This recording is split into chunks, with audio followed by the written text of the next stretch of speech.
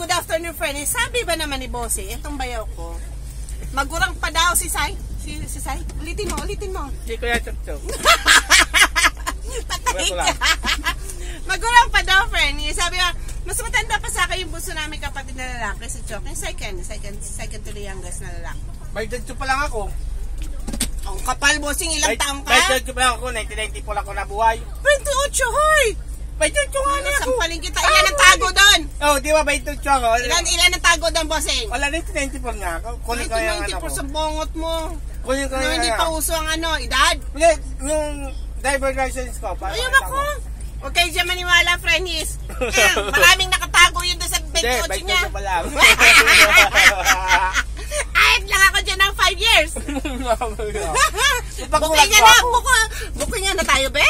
Ipapagulag ba ako doon? Ayaw man. Kain tayo.